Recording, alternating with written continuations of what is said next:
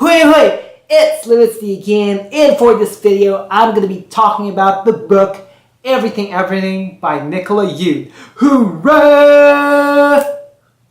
So I listened to this, obviously using an audiobook, and this happens to be my first ever buddy read with Annie the BookTuber, and I would say this is also my first ever buddy read in my life, so hoorah for that one. So Annie, I know, is planning to create a book review about it. I'll be linking it down below if she has, or I can just link down her channel down below. So let's begin talking about the book.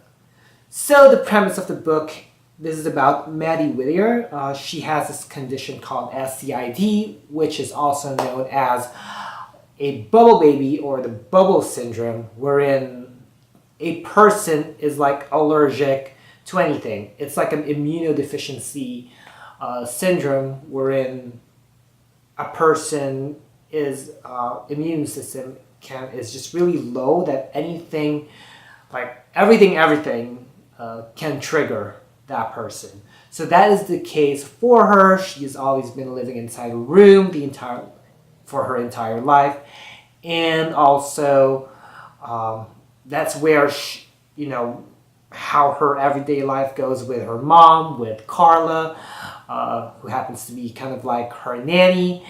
It's like her life just revolved around the room that she lived in, and she's just like confined to it. Never ever stepped out of the world. And one day they had a neighbor who visited, and suddenly she just like gets attracted to him, and like the typical YA trope falling in love thing. And this guy, whose name's Ollie, makes him makes her curious about what is out there in the world. So yeah, it goes from there. Okay, so you know what I felt about this book? It's like, it made me remind of Room by Emma Donoghue, just because the whole setting about her doing school inside a room online, and like how this. I just picture that her space is like really like small, just her room. It's a white room, kind of different to how I visualize Room though by Emma Donoghue, which I'm thinking more of a gray setup. I don't know how it was executed in the movie, but that in everything, the room was white, and it just kind of reminded me of that. It just had that sort of touch, that she was stuck in a room, confined, never know what's out there. Kind of like the similarities between the two. And what else can I say? It wasn't really something that was like mind-blowing for me. Although I enjoyed it, maybe it's because it's my first ever audiobook read as well. But yeah, it was okay for me at first. Like, it's kind of like a typical, although at some point I thought it was fluffy because of the cover. It was like colorful, rainbow happy, but it was quite sad for me. Like, just, I guess it's because of the situation itself. I didn't know if that was the intention, which I guess it is.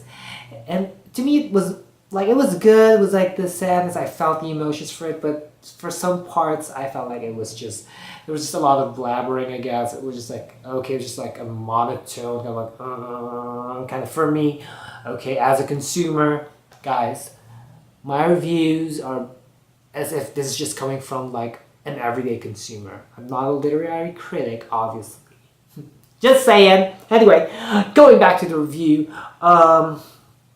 So, and then this whole like lying thing, it's kind of like a typical trope thing that is happening in YA, which is evident. And, like I said, I was kind of like thinking about this as kind of like a just fine book, and it might disappoint me because of, on that ground, it's like one of those times when I would say the book is this, and then the book was just this. So what I read towards the end, and when Annie and I were like exchanging messages on Facebook, I was like, oh my goodness. I was like, this part right here, the one that's toward the end, I was like, oh my, it was just like the so-called plot twist probably that people say. It broke my heart. You guys gotta read it if you guys want to know the exact details of it, but I'm gonna give you a little bit of a hint. And I think some people in the United States and some people who watch Hulu movies, especially lately, know about this. Dee Blanchard. Guys, if you read the story of Dee Blanchard, that's what ran into my head when I was listening towards the latter parts of Everything by Nicola Yoon. And oh my god. And the ending, I like the sort of cliffhanging ending. Oops.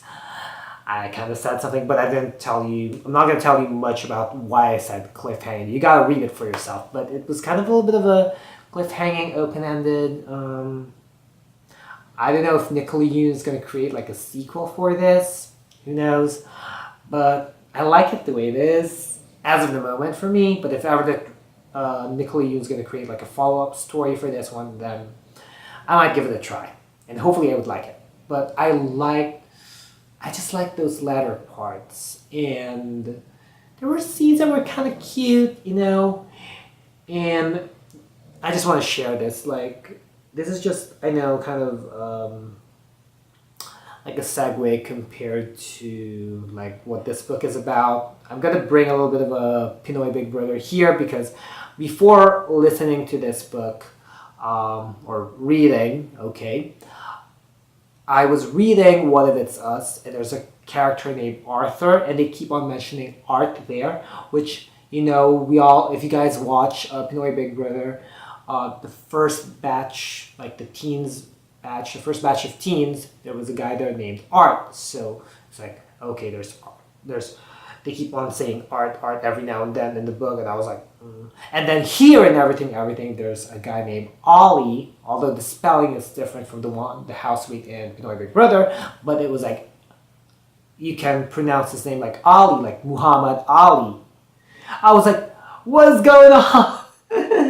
So that was just kind of like a segue for this, I know, but that's my honest feedback and comment while I was reading this. Anyway, overall, it was amazing.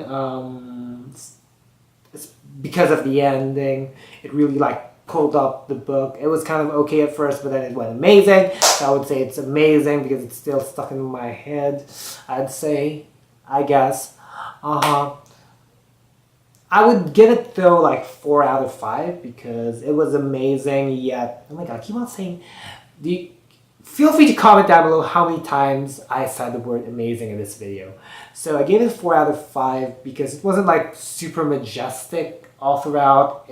I was hooked to it because I guess of the experience of listening to an audiobook, and now I kind of consider listening to audiobooks more because I can read books a lot quicker.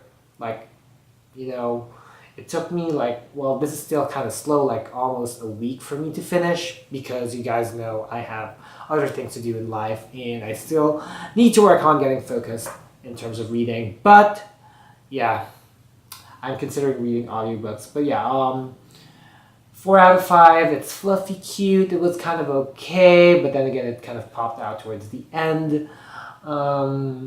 It wasn't something that was just like, I guess, like really, really shook me or something, but still a pretty good one. And I would say it did kind of meet my expectations, even though if it was different to what I was like kind of expecting. I was expecting it to be a little bit more like fluffier, just a little bit. I know it's kind of like there's a situation about the SCID and being confined into like a space, a room, but I was looking for some more cute moments, I guess. I don't know. But yeah, it was still a pretty good book. It's amazing. So, yeah.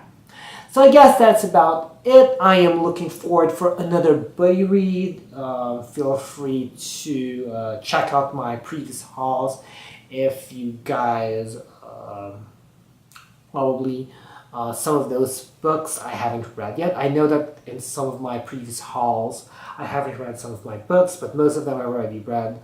But yeah, I'm looking forward to another buddy read, so just feel free to comment down below if you guys want to do like a buddy read, if you have any suggestions. We'll figure out something, some sort of thing. Well, it was a great experience. It was my first buddy read. So, guess that's about it. If you guys like this video, be sure to give it a thumbs up. Also, click that subscribe button and hit that little bell icon somewhere down there to keep yourselves posted about my videos. Also, I'll be linking down and putting down my social media handles and stuff, so feel free to check me out and follow me there as well. As always, thank you super much for watching. Let's continue striving for wisdom and unleash the reader in you. Bye, y'all.